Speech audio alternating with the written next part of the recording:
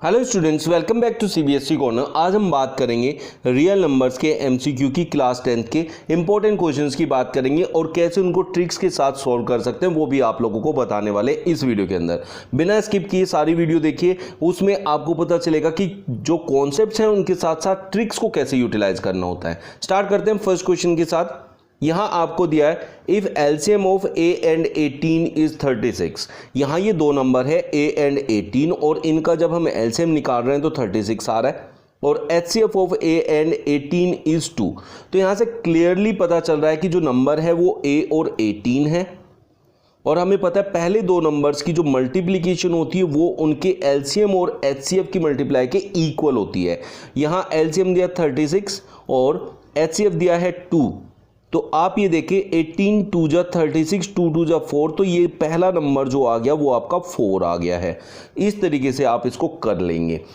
दूसरा जो आप यहां देखें ट्रिक कैसे अप्लाई करनी है, ये 36 2 जा 72 होता है तो 18 का कितना टाइम 72 होगा वही आपका आंसर होगा।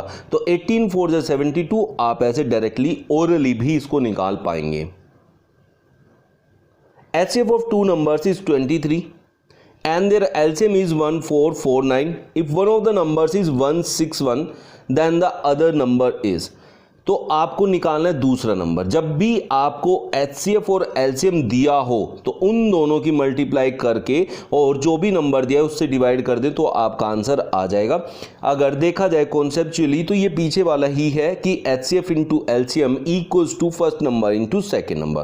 तो यहाँ आपको HCF एंड LCM की मल्टीप्लाई करनी है जो कि है 2231449 divided by first number that is 161।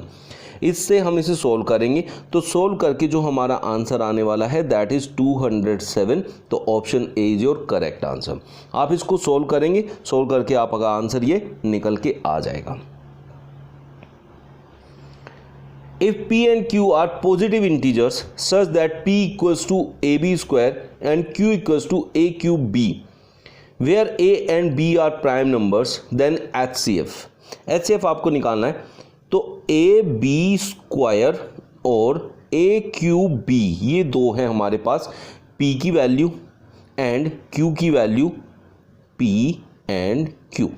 अब आपको इनका HCF चाहिए। अगर आपने HCF निकालना है तो वो दोनों लिख रहे हैं जो कॉमन है। यहाँ A है और यहाँ भी A है तो आप A लिखेंगे, यहाँ B और यहाँ B है तो B भी लिखेंगे। अगर सपोज करें यहाँ C होता और यहाँ नहीं होता, इधर नहीं होता तो हम उसको नहीं लिखते।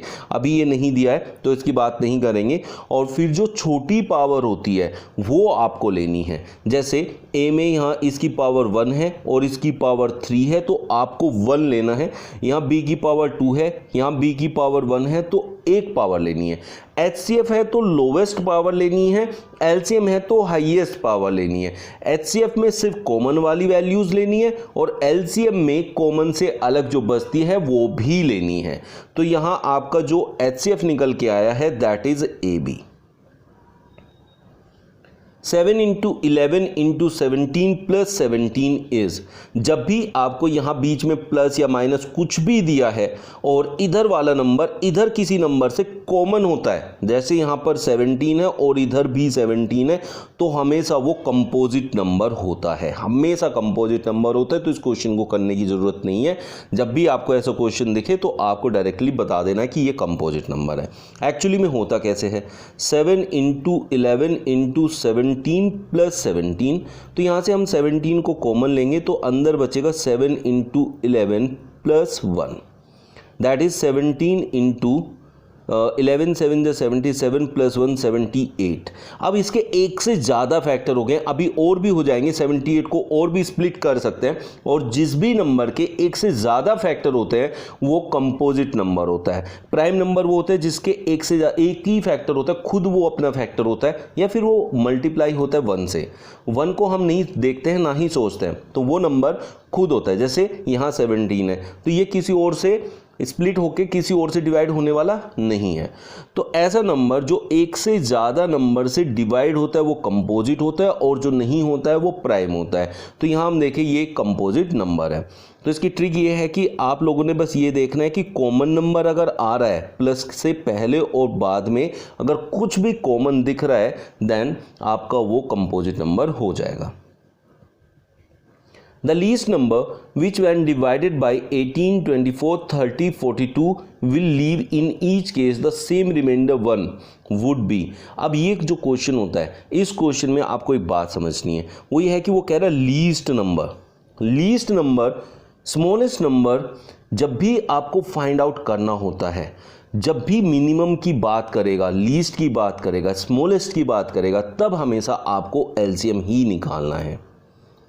अब अगर वहाँ आप भूल जाते हो या कंफ्यूज हो जाते हो तो आप ऑप्शंस देखें, ऑप्शंस में इनसे बड़ी वैल्यू दिखाई दे रही है 2520, 2519, 2521, तो बड़ी वैल्यू जो निकल के आती है वो हमारी एलसीएम में आती है। एचसीएफ इनसे छोटा होता है क्योंकि वो इन सबको डिवाइड कर रहा होता है, एलसीएम इन सबसे डिवाइड होता है, इसलिए आप ऑप्शन से भी आइडिया लगा सकते हैं कि इसमें एलसीएम निकालना है कि एचसीएफ निकालना है। तो अब हम यहाँ निकालना है एलसीएम। एलसीएम निकालने के बाद आपने क्या करना है, अब 18, 24, 30 एंड 42 का जब हम एलसीएम निकालेंगे तो इनका एलसीएम निकल के आ रहा है 2520। अब उसके बाद वो आपसे कह रहा है कि ये 2520 जो आ रहा है उससे अब जब भी हम नंबर को डिवाइड करेंगे ना, इससे करें, इससे करें, इससे करें या इससे करें, तो वो कह रहा है कि एक रिमाइंडर भी बचने वाला है और ये नंबर जो एलसीएम इन सब का आता है ये एग्जैक्टली डिवाइड होता है इनसे, तो यहाँ रिमाइंडर बचेगा नहीं। अभी रिमाइंडर बच रहा है तो इससे एक बड़ी वैल्यू लेनी पड़ेगी ताकि जब हम डिवाइड करें तो वो एक बचता रहे, तो इसलिए इसमें हमेशा एक ऐड करना है। तो 2521 आपका करेक्ट आंसर होगा ऑप्शन सी। आप फिर से समझे कि जब भी वो कहे कि रिमाइंडर बच रहा है, सेम रिमाइंडर है, तो आपने सबका एलसीएम निकाल के उसमें एक एक्स्ट्रा ऐड करना है। तो ऐसे करके आप इसको निकाल सकते हैं, ये तरीका होता है इसको फाइंड आउट करने का। HCF of 2 raised to power 3, 3 raised to power 2 into 5, 2 raised to power 2 into 3 raised to power 3 into 5 raised to power 2 and 2 raised to power 4 into 3 into 5 raised to power 3 into 7 is। HCF जब भी निकालना है, मैंने अभी आप लोगों को पहले बताया कि सर आपको सिर्फ पहले कॉमन वाली वैल्यूज लेनी है, दैट इज 2 सब में है, 3 सब में है,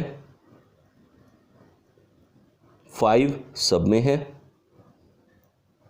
7 सिर्फ इस अकेले में है, तो 7 सब में नहीं है इसलिए हम 7 नहीं लेंगे, सिर्फ यही लेंगे।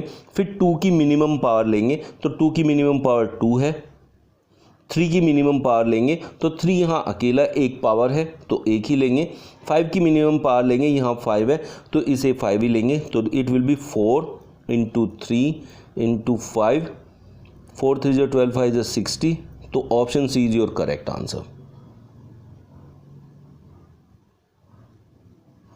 If the LCM of 12 and 42 is 10m plus 4, then find the value of m। आपको क्या करना है कि आपसे बोला है ये LCM है किसका, 12 and 42 का, तो आपने 12 and 42 का LCM निकाल के और 10m plus 4 के इक्वल रख देना है। तो 12 and 42 का जब हम LCM निकालने जाएंगे तो इट विल बी 84। अब इसके लिए क्या ट्रिक यूज़ करनी है मैं आप लोगों को बता देता हूँ। जो बड़ी वैल्यू है इसको आपको देखना है और छोटी से डिवाइड करने की कोशिश करना है। तो 12 के टेबल में 42 नहीं आता है, फिर 42 का टेबल पढ़ेंगे, 42 टू जा होता है 84 टू जा अगर हम करें, और वो 12 के टेबल में भी आता है, 12 के टेबल में भी आ गया तो 7 टाइम्स चल गया, तो इसका मतलब क्या हो गया कि 84 आपका एलसीएम हो गया। मतलब जो इसके टेबल में आता है और इसके टेबल में भी साथ साथ आ जाए तो वो होगा आपका एलसीएम। तो डायरेक्टली आप ऐसे भी इसको फाइंड आउट कर सकते हैं।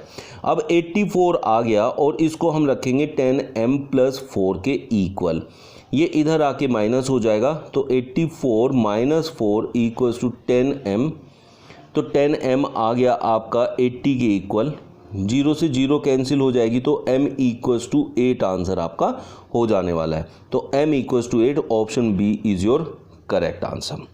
नेक्स्ट क्वेश्चन देखते हैं, value of HCF into LCM is. इन तीनों का HCF निकालना है और इन तीनों का LCM निकाल के जो मल्टीप्लाई करके आएगा वो कितना आने वाला है यहाँ आपसे पूछा है। 8, 9 एंड 25 सब आपस में को प्राइम है। 8 और 9 में कोई भी कॉमन फैक्टर नहीं है, 9 25 का कोई कॉमन फैक्टर नहीं है, 8 25 का कोई भी कॉमन फैक्टर नहीं है। जब वैल्यू का कॉमन फैक्टर नहीं होता है उसका HCF हमेशा 1 होता है, तो यहाँ 1 HCF हो जाएगा। और फिर एलसीएम जो होता है, अगर को प्राइम फैक्टर्स हैं, मतलब उनके कोई भी फैक्टर्स आपस में कॉमन नहीं है, को प्राइम बनता है, तब उनकी मल्टीप्लाई, तीनों की मल्टीप्लाई करके आता है आपका एलसीएम। आपको समझना पड़ेगा कि जब भी आपको HCF निकालना है तो HCF हमेशा 1 आएगा और एलसीएम तीनों की डायरेक्ट मल्टीप्लाई करके आ जाएगा। 8 9 जा 72 इंटू 25। जब भी आपको किसी नंबर को 25 से मल्टीप्लाई करना है तो आपको उस वैल्यू को 4 से डिवाइड कर देना है। 4 1 जा 4, 4 8 जा 32 और 2 जीरोस के सामने पुट कर देनी है, ऐसे हो जाती है मल्टीप्लिकेशन। ये था आपका HCF और ये सारा था एलसीएम और इन दोनों की मल्टीप्लाई करके आया 1800, तो ऑप्शन बी आपका करेक्ट आंसर है। इस तरीके से आप इन सब क्वेश्चंस को कर पाएंगे। आज की ये ट्रिक्स आप लोगों को कैसी लगी कमेंट बॉक्स में ज़रूर बताना है, और इसकी बाकी जो क्वेश्चंस हैं, इंपॉर्टेंट क्वेश्चंस और बाकी जो सीरीज़ है वो नेक्स्ट वीडियो में आपको मिल जाएगा। मिलते हैं नेक्स्ट वीडियो में new questions and important tricks के साथ। Thank you.